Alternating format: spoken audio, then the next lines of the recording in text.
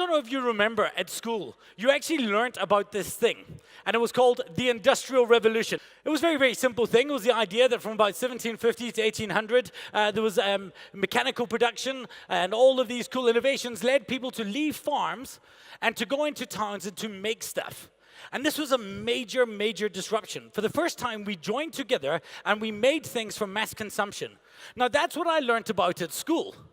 You know what I didn't learn about at school was the Industrial Revolutions. The next one was the idea of the second Industrial Revolution, where automation or production lines came into play. And guys like Henry Ford took advantage of this, and now they could make things faster and faster. And of course, in this instance, if you were working in the factories from before, you would crap yourself. But it turns out we all survived that. Then we get the third Industrial Revolution, which is computation.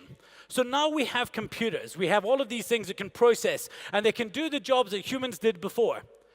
But, you know, we're all still working. You all still have jobs. But now here's the thing. So now all of a sudden, we've decided that now we're coming up to a fourth Industrial Revolution. But we just kind of retrofit these things. Yeah, we're calling it IR 4.0.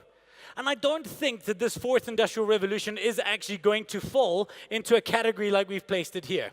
I also learned about revolutions in school. So I decided to go online and to have a look at what the definition of a revolution was. Now, there's a couple of them that you can have a look up here. So we've got an overthrow or repudiation of and the thorough replacement of an established government of political system by the people governed. Well, that's not what we're dealing with right now, right? So that's not the kind of revolution we're talking about.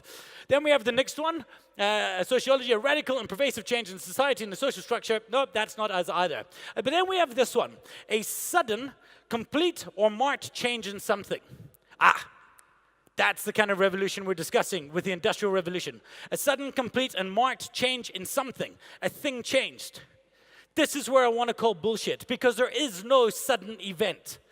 Right? We have in the fourth Industrial Revolution, we have these ideas of biomechanisms, we have AIs, we have all of these cool things that are changing the world, but nobody's working on a schedule.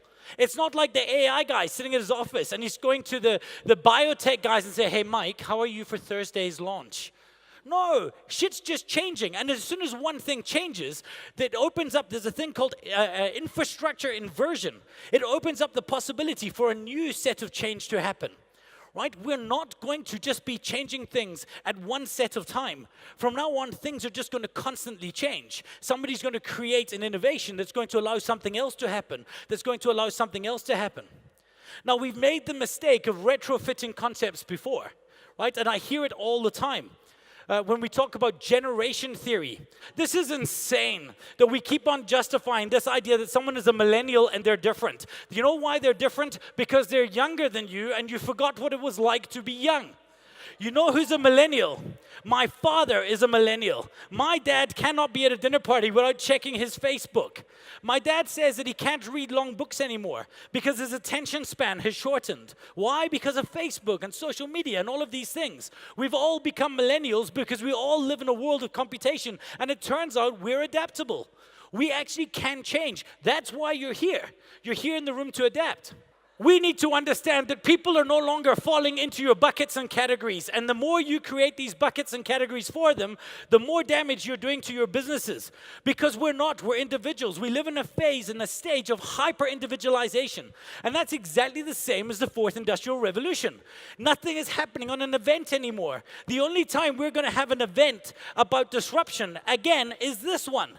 Right? This is an event of disruption. Everything else is happening in real time. One thing is changing. One thing is coming in. One thing is evolving. That's the world we live in right now.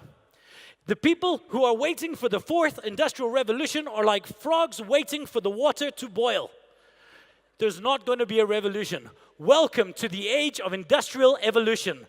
This is where you live right now. You live in an age where there will never be an event again. My third problem is industrial. The changes you're facing now are not about industry. We are facing the second hominal revolution, where our entire humanity is going to change. Right? The first, way back when, we had three types of people struggling to become human.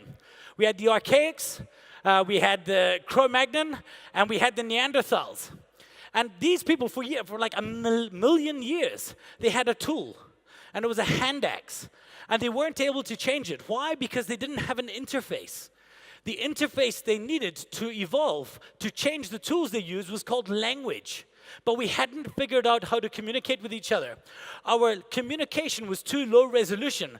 So it turns out, if I look at Tom and say, he doesn't know what to do with that. Now all of a sudden we figure out language. And language comes into our brain. That's the first major hominal revolution. We have now become human because we can communicate things. Now look at what we're doing. We're putting chips in our brains that can change things. Right? Think about the changes that means. That means that I can think about a concept today. I'm thinking about how that movie made me feel yesterday. And then you ask me about it, Rich, and I tell you, boom, this is the film, and I beam those feelings to you. High resolution language. That's the change we're facing. And then there's an amazing website, one of my favorites. I know Mike is one of yours as well. It's a website by a guy called Tim Urban, and it's called Wait But Why. If you haven't seen it, and there's only one thing you take away from this presentation, you want to go and visit waitbutwhy.com. And this guy, he published a graph in an article he had on AI. And he spoke about human intellect over time. So we grew and we progressed over time. You can see the green line, that's us growing in intelligence. And then he said, around about the 50s, we started creating machine intelligence. And it started growing as well. And what he says is at some point around 2040 or whatever, we know that we're going to reach singularity. That's the intersection when computers and us are as smart as us.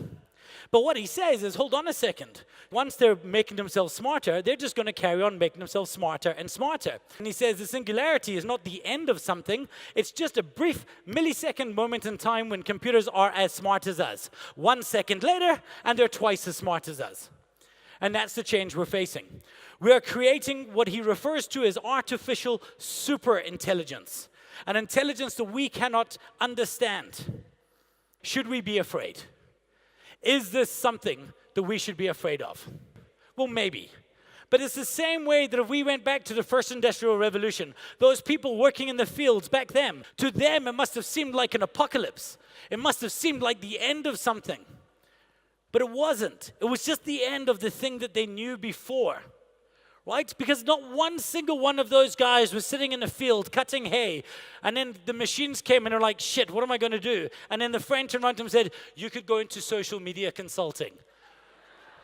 Because the idea that job didn't exist, just like the idea of something beyond the singularity cannot exist for us just yet. But when we start, it will.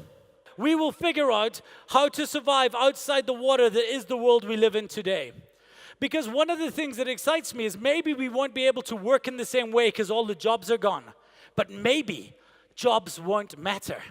Remember, we're only working in order to make money to have a life. We're not living in order to work. And maybe these computers change everything altogether. Maybe the AIs allow us actually just to have a good time, to play more games, to build more Lego. We need to remember the words of one of the greatest futurists of all time. I will survive, right? We'll make this because we know we have, because it turns out we're looking into the future. But a far better predictor of our future is our past. We know that we can survive this because we've done it time and again through disruptions bigger than we are facing now. We will survive this, except that we're going to change, work towards that change, and be ready to pounce when it happens. That's how you're going to change your businesses. Yes, disruption is happening.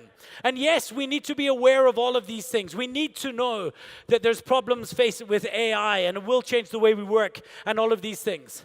But I think most importantly, we need to understand that the real problems are the ones facing us.